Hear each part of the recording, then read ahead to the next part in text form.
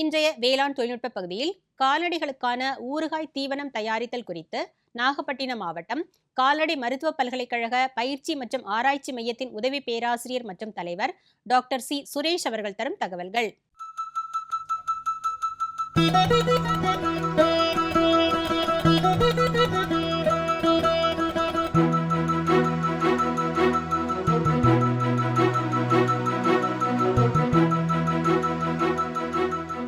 என் பெயர் doctor C Suresh. நான் நாகப்பட்டினம் கால்நடை மருத்துவ பல்கலைக்கழக பயிற்சி மற்றும் ஆராய்ச்சி மையத்தில் உதவி பேராசிரியர் மற்றும் தலைவராக பணிபுரிந்து வருகிறேன். இன்னைக்கு நம்ம பார்க்கக்கூடிய தலைப்பு கால்நடைகளுக்கான ஊறுகாய் தீவனம் தயாரித்தல். ஊறுகாய்னால என்ன? நமக்கு மாங்காய் ஊறுகாய்னா என்ன? மாங்காய் அதிகமாக கிடைக்கக்கூடிய காலங்களில் அதை சேமித்து வச்சு அதை மாங்காய் கிடைக்காத காலங்களில் அதை நம்ம பயன்படுத்துவோம். அதுதான் மாங்காய் ஊறுகாய். அதே மாதிரி பசுந்தீவனம் அதிகமாக கிடைக்கக்கூடிய காலங்களில் நம்ம அந்த பசுந்தீவனத்தை சேமித்து வச்சு அதை பசுந்தீவனம் கிடைக்காத இல்லை பற்றாக்குறை ஏற்படக்கூடிய கோடை காலங்களில் நம்ம அதை பயன்படுத்துவோம். அதுக்கு பேர் தான் ஊறுகாய் தீவனம். இந்த ஊறுகாய் தீவனம் பார்த்தீங்க அப்படின்னா பசுமை மாறாமல் அதே மாதிரியே இருக்கும். ஸோ இயல்பாக பசுந்தீவனத்தில் 90% ஈரப்பதம் இருக்கும். ஆனால் ஊறுகாய் தீவனத்தில் 65% ஈரப்பதம் இருக்கும். அதுமாரி பசுமை மாறாமல் நம்ம கொடுக்கும்போது கால்நடைகள் அதை விரும்பி சாப்பிடும். எங்கெங்கெல்லாம் பசுந்தீவன பற்றாக்குறை கோடை காலத்தில் ஏற்படும்னு நமக்கு தெரியுதோ அங்கெல்லாம் இந்த ஊறுகாய் தீவனத்தை நம்ம தயார் பண்ணலாம். இந்த ஊறுகாய் தீவனம் பார்த்தீங்கன்னா எல்லா பசுந்தீவனங்களையும் தயார் பண்ணிட முடியுமா அப்படின்னு கேட்டால் நம்ம எல்லா பசுந்தீவனத்திலையும் ஊறுகாய் தீவனத்தை தயார் பண்ணிட முடியாது. அதில் பார்த்தீங்கன்னா தானிய வகை பசுந்தீவனங்கள், புல் வகை பசுந்தீவனங்கள் தான் நம்ம ஊறுகாய் தீவனம் தயார் பண்ணலாம். அதில் முக்கியமானது பார்த்தீங்க அப்படின்னா கம்பு நேப்பியர் ஒட்டுப்புல். அதில் பார்த்தீங்கன்னா கோ 3 இருக்குது, கோ 4 இருக்குது, கோ 5 இருக்குது, கோ 6 இருக்குது. அந்த ரகங்கள் இருக்குது. இதில் எல்லாத்துலேயுமே நம்ம ஊறுகாய் தீவனம் தயார் பண்ணலாம். அதை இல்லாமல் பார்த்தீங்க அப்படின்னாக்கா கினியா புல்லை நம்ம ஊறுகாய் தீவனம் தயாரிப்பதற்கு பயன்படுத்தலாம். அதுக்கப்புறம் தீவன சோளம், அதை ஊறுகாய் தீவனத்திற்கு பயன்படுத்தலாம். தீவன மக்காச்சோளம், இந்த மாதிரி உள்ள முக்கியமான பசுந்தீவனங்களை தான் நம்ம ஊறுகாய் தீவனம் தயாரிப்பதற்கு பயன்படுத்தலாம்.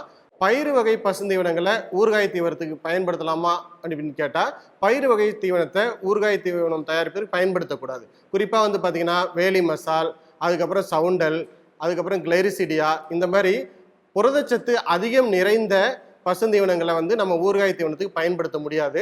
அதை பயன்படுத்தும் போது சரியான தகுந்த தரத்தில் உள்ள ஊறுகாய் தீவனம் நமக்கு கிடைக்காது. அதனால எப்பவுமே தீவனச்சோளம், தீவன மக்காச்சோளம், கம்பினேப்பியர் ஒட்டுப்புல், கினியா புல் போன்ற பசுந்தீவனங்களை தான் நம்ம ஊறுகாய் தீவனம் தயாரிக்க பயன்படுத்தலாம். இப்போ ஊறுகாய் தீவனத்திற்கான தயாரிப்பதற்கான செயல்முறையை நம்ம பார்க்க போறோம். முதல்ல ஊறுகாய் தீவனம் தயாரிக்க தேவையான பொருட்கள்.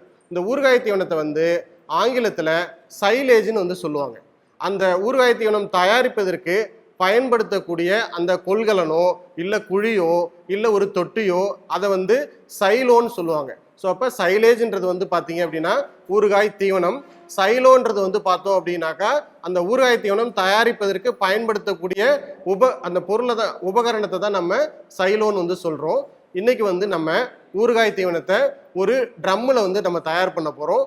ஊறுகாய் தீவனம் தயாரிப்பதற்கு பார்த்தீங்க அப்படின்னா 100 கிலோ பசுந்தீவனம், எந்த பசுந்தீவனத்தை நம்ம தயார் பண்ண போகிறோமோ அதை 100 கிலோ பசுந்தீவனத்தை சாப் கட்டர் தீவன நறுக்கியை பயன்படுத்தி சிறு சிறு துண்டுகளாக நம்ம நறுக்கிக்கணும். எந்த தருவாயில் நம்ம இந்த பசுந்தீவனங்களை அறுவடை பண்ணலாம் அப்படின்னா ஒரு பூக்கும் தருவாயில் தீவன சோளம், தீவன மக்காச்சோளம் இதெல்லாம் பசுந்தீவனங்களை நம்ம அறுவடை பண்ணணும். பூக்கும் தருணங்களில் அவைகளை அறுவடை பண்ணும்போது அதில் 90% ஈரப்பதம் இருக்கும். அந்த ஈரப்பதம் பார்த்தீங்க அப்படின்னா 60லிருந்து 65% நம்ம ஈரப்பதத்தை நம்ம குறைக்கணும். அதுக்கு என்ன பண்ணோம் அப்படின்னா அறுவடை பண்ணிட்டு வயல்லையே நம்ம ஒரு 2லிருந்து 3 மணி நேரம் சிறிது காய வைக்க வேண்டும். அந்த மாதிரி காய வச்சுட்டோம் அப்படின்னாக்கா அந்த ஈரப்பதம் 90லிருந்து 60லிருந்து 65 வரைக்கும் குறைஞ்சு போயிடும். அந்த ஈரப்பதம் குறைந்த பிறகு ஊறுகாய் தீவனம் நம்ம எந்த இடத்துல தயார் பண்ண போகிறோமோ அந்த இடத்துக்கிட்ட நம்ம என்ன செய்யணும்? ஊறுகாய் தீவனத்தை அங்கே எடுத்துகிட்டு போகணும். எடுத்துகிட்டு போயிட்டு அங்கே தீவன நறுக்கியை பயன்படுத்தி சிறு சிறு துண்டுகளாக ஊறுகாய் தீவனத்தை நறுக்கிக்கணும். அதில் பார்த்தீங்க அப்படின்னா ஊறுகாய் தீவனம் தயாரிக்கிறதுக்கு 100 கிலோ பசுந்தீவனம் நமக்கு வேணும். அந்த பசுந்தீவனத்தை இந்த மாதிரி நம்ம சிறு சிறு துண்டுகளாக நறுக்கி தயார் பண்ணி வச்சுக்கணும். அதுக்கப்புறம் ஊறுகாய் தீவனம் தயாரிக்க 100 கிலோ பசுந்தீவனத்திற்கு 2 கிலோ வெல்லம் தேவைப்படும்.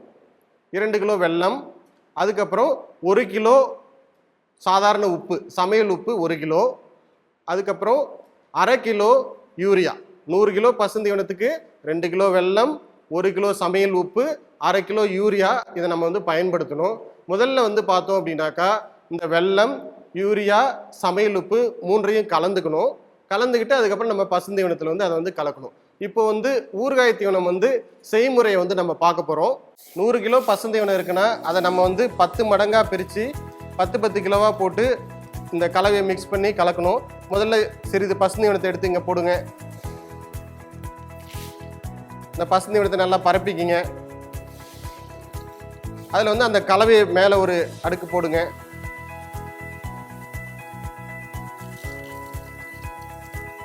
இது நல்லா அதில் எல்லா இடத்துலையும் படுற மாதிரி கலக்குங்க. சிறிது சிறிதாக பசுந்தீவனத்தை பிரிக்கிறதோட நோக்கம் என்ன அப்படின்னா இந்த யூரியா, வெல்லம், உப்பு இது 3ம் வந்து சமச்சீராக இந்த பசுந்தீவனத்தில் எல்லா இடத்துலையும் வந்து அது கலக்கணும். அதுக்காக தான் நம்ம வந்து அதை பிரித்து பண்ணிக்கிறோம். எல்லாத்தையும் கலக்கிய பிறகு இதை வந்து நம்ம எந்த சைலோ, எந்த ஒரு ஊறுகாய் தீவனம் தயாரிப்பு கொள்கலன் பயன்படுத்த போகிறோமோ அதில் இதை வந்து எடுத்து நம்ம உள்ளே வச்சு அமுக்கி மிதிக்கணும். பொதுவாக வந்து தொட்டிகளில் தான் வந்து நம்ம தமிழ்நாட்டில் வந்து ஊறுகாய் தீவனம் வந்து தயாரிக்கிறாங்க. அந்த தொட்டிகளில் வந்து சிறிது சிறிதாக அடுக்கி அதை ஏறி மிதித்து அதை இறுக்கமாக நம்ம அமுக்கணும். எந்த அளவுக்கு காற்று பைகள் இல்லாமல் இறுக்கமாக நம்ம அமுக்குறோமோ அதுக்கு தகுந்த மாதிரி ஊறுகாய் தீவனத்தோட தரம் வந்து இருக்கும். ட்ரம்பில் போட்டாலும் தொட்டியில் போட்டாலும் ஏறி நம்ம கால்களால் நன்கு மிதிக்க வேண்டும். மிதிக்கும் போது தான் அது இறுக்கமாக இடையில காற்று பைகள் இல்லாமல் நல்லா வந்து அமுங்கும். ஸோ அந்த மாதிரி எந்த அளவுக்கு நம்ம காற்று இடைவெளி இல்லாமல் நன்கு அமுக்கி செய்கிறோமோ அப்போ தான் ஊறுகாய் தீவனம் தரமானதாக வரும். இடையில நம்ம சரியாக அமுக்காமல் விட்டு காற்று பைகள் இருந்தால் என்ன ஆகும் அப்படின்னா அந்த இடையில இருக்கிற இடத்துல காற்று இருக்கும். அந்த காற்று இருக்கும்போது அங்கே சுற்றி வந்து பூஞ்சைகள் வளர ஆரம்பிச்சிடும். பூஞ்சைகள் வளர்ந்தது அப்படின்னாக்கா அந்த ஊறுகாய் தீவனத்தோட தரம் வந்து கெட்டு போகும். அதை வந்து நம்ம கால்நடைகள் கொடுக்க முடியாது. கொடுத்தாலும் அது விரும்பி வந்து சாப்பிடாது. இந்த ஊறுகாய் தீவனத்தோட முக்கிய வெற்றியே, தரமான தீவனம் தயாரிப்பதற்கான முக்கிய வெற்றியே என்ன அப்படின்னாக்கா இந்த எந்த அளவுக்கு ஏறி இருக்குமா அமுக்குறோமோ அதுதான். இந்த மாதிரி சிறிய சிறிய கொள்கலன்கள், தொட்டிகள் அதில் வந்து நம்ம தயார் பண்ணும்போது வந்து பார்த்தோம் அப்படின்னா நம்மளே ஏறி வந்து மிதிக்கலாம். பொதுவாக வந்து இந்த ஊறுகாய் தீவனம் தயாரிப்பில் வீட்டில் இருக்கக்கூடிய மகளிரே வந்து ஏறி மிதித்து அதை ஊறுகாய் தீவனத்தை வந்து தயார் பண்ணுறாங்க. இதுவே வந்து நம்ம ஒரு பெரிய பண்ணையம், நிறைய கால்நடைகள் வச்சுருக்கோம், அதிகப்படியான டன் கணக்கில் நமக்கு ஊறுகாய் தீவனம் தேவை அப்படின்னாக்கா ஒரு பெரிய குழி தோண்டி அந்த குழியில் வந்து கொஞ்சம் சாய்தளம் அமைச்சு அதில் ஜேசிபி இயந்திரத்தை பயன்படுத்தியோ இல்லை டிராக்டர்களை பயன்படுத்தியோ பெரிய அளவில் பண்ணக்கூடிய பண்ணைகளில் வந்து இந்த மாதிரி வாகனங்களை பயன்படுத்தி அதை அமுக்கிறத வந்து பண்ணுவாங்க. ஆனால் நம்ம தமிழ்நாட்டை பொறுத்த வரைக்கும், இந்தியாவை பொறுத்த வரைக்குமே சிறு சிறு பண்ணைகள் தான் நிறையா இருக்குது. அதனால் ஊறுகாய் தீவனம் சிறிய அளவிலையும் தயாரிக்கிறதுக்கு பண்ணையாளர்கள் வந்து கற்றுக்கொள்ள வேண்டும். இந்த மாதிரி வந்து பார்த்தீங்கன்னா இந்த ட்ரம்லையோ இல்லை வீட்டில் தண்ணி தொட்டி பயன்படுத்தாத தொட்டிலாம் வச்சுருப்பாங்க. அந்த தொட்டிகள்லையோ நம்ம ஊறுகாய் தீவனம் தயாரிக்கும் போது நம்மளே ஏறி வந்து அதில் அமுக்கலாம். நம்மளே ஏறி அமுக்கும் போது நல்லா இறுக்கமாக ஆன பிறகு நம்ம என்ன பண்ணலாம் அப்படின்னா இந்த மாதிரி இறுக்கமாக பேக் பண்ண பிறகு அதை மூடுறது ப்ரொசீஜர் வந்து ஒன்று இருக்குது. அதை மூடுறது வந்து பார்த்தீங்க அப்படின்னாக்கா இந்த மாதிரி ஊறுகாய் தீவனத்தை, பசுந்தீவனத்தை போட்டுட்டு அதை மூடும்போது வைக்கோல் ஒரு அடுக்கு வந்து மேலே அடுக்கணும். வைக்கோலை ஒரு அடுக்கு போட்டுட்டு திருப்பி ஏறி மிதிக்கணும். அதுக்கப்புறம் வந்து பார்த்தீங்கன்னா செம்மண் நம்ம பக்கத்தில் கிடைக்குது அப்படின்னாக்கா செம்மண்ணை வந்து குடைச்சி அந்த மண் சேர ஒரு அடுக்கு வந்து அதில் பூசணும். இது எல்லாம் பண்ணுறது எதுக்கு அப்படின்னா உள்ளே வந்து ஒரு சிறிய அளவிலான காற்று குமிழ்கள் கூட இருக்கக்கூடாது. காற்று குமிழ்கள் இருந்தாலே அங்கே வந்து பூஞ்சைகள் உற்பத்தி ஆகும். ஊறுகாய் தீவனத்தோட தரத்தை வந்து குறைச்சி போயிடும். அதுக்கப்புறம் வந்து பார்த்தீங்கன்னா மொத்தமாக அந்த பெரிய தொட்டி அப்படின்னா நம்ம மண் சேர வச்சு மொழிவிட்டு அதை விட்டுடலாம். இதுவே வந்து இந்த மாதிரி ஒரு ட்ரம்மில் வந்து தயார் பண்ணுறோம் அப்படின்னா ட்ரம் மூடி வச்சு மூடிட்டு அந்த மூடிகளுக்கும் ட்ரம்முக்கும் இடையில இருக்க இடைவெளியில் கூட காற்று வந்து உள்ளே போகிறதுக்கான வாய்ப்புகள் இருக்குது. அதனால் அதை சுற்றி வந்து பார்த்திங்கன்னா இறுக்கமான ஒட்டக்கூடிய டேப்புகளை பயன்படுத்தி நம்ம அதை ஒட்டிடலாம். ஸோ அந்த மாதிரி ஒட்டிட்டு அந்த ஊறுகாய் தீவனத்துக்கு உள்ளே நம்ம வச்சுருக்கிறோம். அப்போ உள்ளே வச்சிருக்கிறதுல என்ன நடக்கும் அப்படின்னா நம்ம வந்து வெல்லம் பயன்படுத்தியிருக்கோம், உப்பு பயன்படுத்தியிருக்கோம், யூரியா பயன்படுத்தியிருக்கோம், அதுக்கப்புறம் இந்த புல் வந்து பயன்படுத்தியிருக்கோம். இங்கே வந்து ஒரு நொதித்தல் நடக்கும். அந்த மாதிரி நொதித்தல் நடக்கும்போது என்ன நடக்கும் அப்படின்னா நன்மை செய்யக்கூடிய காற்று இல்லாத சூழ்நிலையில் வளரக்கூடிய பாக்டீரியாக்கள் அதில் வளரும். அவைகள் வளரும் போது அதில் வந்து பார்த்தீங்கன்னா பி காம்ப்ளெக்ஸினுடைய வைட்டமின்களோட அளவும் அதுக்கப்புறம் பார்த்தீங்கன்னா அதில் உள்ள ஊட்டச்சத்துக்களோட அளவும் வந்து அதிகரிக்கும். சிறிதளவு நம்ம யூரியாவை பயன்படுத்துறதுனால என்ன நடக்குது அப்படின்னா அந்த யூரியா வந்து அம்மோனியாவா மாறும்.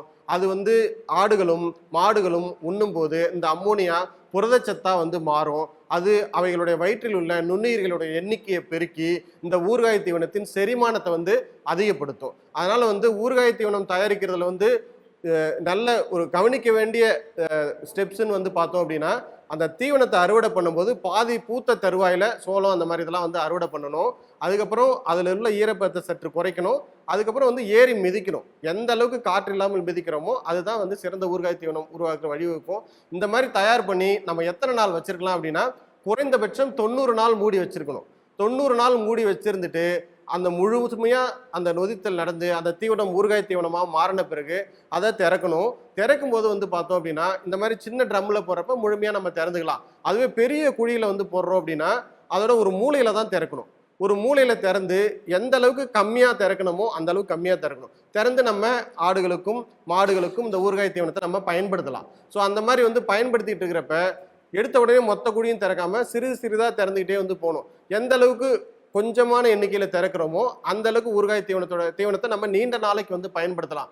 ஆனா 90 நாள் தாண்டியும் நம்ம மூடி வைக்கலாமான்னு கேட்டா 90 நாள் தாண்டி எத்தனை வருடங்கள் வேண்டுமானாலும் மூடி வச்சுக்கலாம். 4 வருஷம் 5 வருஷம் கூட மூடி ஆய்வுக்காக நம்ம வச்சு பண்ணிக்கிட்டு இருக்கிறாங்க. 1 வருடம் கூட நீங்க மூடி வைக்கலாம். அந்த ஊறுகாய் தீவனத்தின் தரம் வந்து குறையாமல் நன்றாகவே வந்து இருக்கும். அதனால வந்து நமக்கு தேவையானப்ப எடுத்து பயன்படுத்தலாம். குறிப்பா நமக்கு வந்து மே மாசம் ஏப்ரல் மாசம் தான் தீவன பற்றாக்குறை ஏற்படும். நம்ம வந்து ஜனவரி மாசமே இல்லை டிசம்பர் மாசமே இந்த ஊறுகாய் தீவனத்தை தயார் பண்ணிட்டோம் அப்படின்னா 3 மாதம் கழித்து இந்த பற்றாக்குறை ஏற்படக்கூடிய கோடை காலங்களில் நம்ம ஊறுகாய் தீவனத்தை வந்து நம்ம பயன்படுத்திக்கலாம். இப்போ ஊறுகாய் தீவனத்தை பிரிக்கிறோம். அது நல்ல தரமான ஊறுகாய் தீவனமா இல்லை தரம் குறைவான ஊறுகாய் தீவனமான்னு எப்படி தெரிஞ்சுக்கலாம் அப்படின்னா தரமான ஊறுகாய் தீவனம்னா பச்சை கலரும் மஞ்சள் கலரும் சேர்ந்த கோல்டன் எல்லோ கலர்ல அந்த ஊறுகாய் தீவனம் இருக்கும். அதுக்கப்புறம் அதை திறக்கும் போதே ஒரு பழ வாசனை வந்து வெளியில வரும். அந்த நொதித்தல் நடந்து வரக்கூடிய ஒரு பழ வாசனை வந்து வெளியில வரும். அதுக்கப்புறம் இந்த ஊறுகாய் தீவனத்தை வந்து பார்த்தீங்கன்னா அமில காரத்தன்மை pH மதிப்பு நம்ம வந்து சோதித்து பார்க்கலாம். pH மதிப்பு 4.5 என்ற அளவில் வந்து இருக்கும். pH மதிப்பை சோதனை பண்ணுறதுக்கான pH மதிப்பு பேப்பர்லாம் வந்து இருக்கு. அதை வந்து நம்ம பயன்படுத்தி pH வந்து சோதனை பண்ணலாம். ஸோ அதனால வந்து pH வந்து பார்த்தீங்கன்னா 4.5 இருந்ததுன்னா அது வந்து சரியான தரமான ஊறுகாய் தீவனம். ஸோ ஊறுகாய் தீவனத்தோட தரத்தை நிர்ணயம் பண்ணுறதுக்கு இந்த இதெல்லாம் வந்து பார்த்துக்கலாம். அதுக்கப்புறம் ஊறுகாய் தீவனத்தை எடுத்து மாடுகளுக்கு கொடுக்கும்போது சற்று வந்து கொஞ்சம் காற்றுல வந்து காற்றோட்டமாக வச்சுட்டு அதுக்கப்புறம் கொடுக்கணும். அப்போ அது விரும்பி சாப்பிட ஆரம்பிச்சிடும்.